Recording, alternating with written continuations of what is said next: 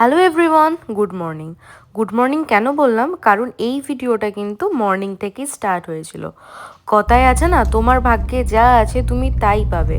মানুষের হিংসা, রাগ, ক্ষোভ থাকলেও বা কি, না থাকলেও বা কি, আমি খুব বিশ্বাস করি মানুষের যত আমাকে হিংসা করবে আমার আপগ্রেডেশন তত হাই হবে। তো জ্বলনে ভালো, আরেকটু জ্বালিয়ে দিই ভাই। চলো শুরু করা যাক আজকের একটা মিনি ভ্লগ। আজকের ভ্লগটাতে আমি তোমাদেরকে নিয়ে যাচ্ছি সেই সুদূর ব্যাংককে, মানে থাইল্যান্ডে। আর এই যে ক্যাত মারা কাজ, আমার একটু ক্যাত মেরে নিলাম। আর ইন্ডিগোর ফ্লাইটের যা অবস্থা সবাই মিলে বলছে, কিন্তু আমরা কিন্তু ফার্স্টে ইন্ডিগোতে যাইনি, আমরা গেছিলাম ভুটান এয়ারওয়েজে। আর ভুটান এয়ারওয়েজের খাবার মোটামুটি ছিল, খুব একটা ভালো আমি বলবো না, কারণ এয়ার এশিয়ার খাবারের সাথে বা এয়ার ইন্ডিয়ার খাবারের সাথে এই খাবারটা কিন্তু সেরকম একটা মানে কম্প্যারিজন হয় না।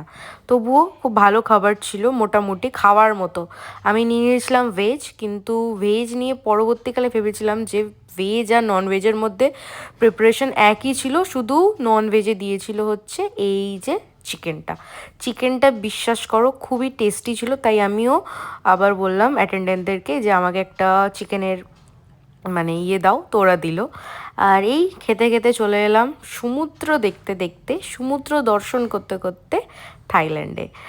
থাইল্যান্ডের ওয়েদার আর আমাদের কলকাতার ওয়েদার তো ডিফারেন্স হবেই। ওখানে কিন্তু গরম ছিল, কিন্তু খুব যে হ্যাবক গরম ছিল এরকমও নয়, মোটামুটি ছিল ওয়েদার, কিন্তু প্লেজেন্ট। আর এই যে থাইল্যান্ড এয়ারপোর্ট, তোমরা অনেকেই গেছো জানি, তবুও আমার ফার্স্ট টাইম, আমার খুবই ভালো লেগেছিল। আর ওদের ট্রান্সপোর্টেশনও কিন্তু খুব ভালো। এখানে আমরা চলে এসেছিলাম, আমাদের পিক আপ মানে গাড়ি আমাদের পিক আপ করতে এসেছিলো, তো এখানে দাঁড়াতে হয়েছিল কিছুক্ষণ। আর এত বড় গাড়িটা, ওরে বাবা রে বাবা, খুবই ভালো ছিল, খুব রিল্যাক্সেবল।